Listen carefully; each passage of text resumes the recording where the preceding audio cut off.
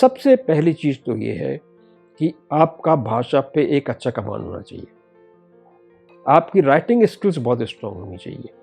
आज हम इतने जर्नलिज्म स्कूल्स में मैं पढ़ाता रहा हूँ। आज मैं ये देखता हूँ कि भाषा का स्तर बहुत तेज़ी से गिर रहा है।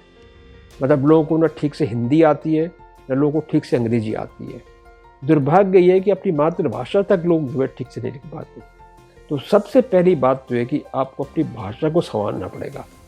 एक अच्छी भाषा लिखना, सही भाषा लिखना, उसको क्रिएटिवली लिखना, तो ये बहुत इम्पॉर्टेंट है। अब ये है कि आप अपनी राइटिंग स्किल्स को कैसे इम्प्रूव करें। एक तो आप खूब लिखते रहिए। आप जहाँ भी जाते हैं कुछ लिखिए।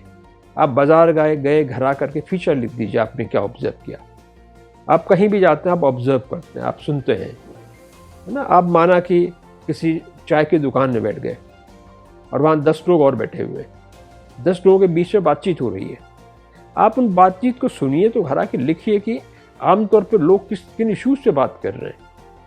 आपकी अच्छी स्टोरी निकल सकती है कि आम लोग भ्रष्टाचार पे बात कर रहे हैं, विकास पे बात कर रहे हैं, राजनीति पे बात कर रहे हैं, आपसी उनके सरोकारों पे बात कर रहे हैं, किस चीज़ पे बात कर रहे हैं, लोग किन चीज़ों पे डिबेट कर रहे हैं। बड़े बड़े अखबारों में हम लोग बैठ के बता देते हैं कि चुनाव विकास के मुद्दे पे होगा, लेकिन आप ग्रास रूट लेवल पे हैं।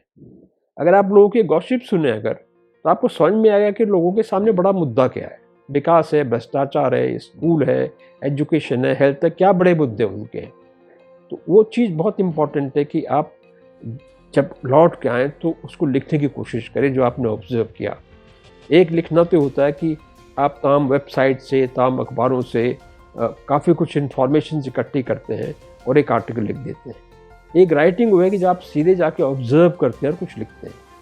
तो राइटिंग स्किल्स को इम्प्रूव आपको करना चाहिए। राइटिंग स्किल्स को इम्प्रूव करने के लिए आप हिंदी के अखबार पढ़िए।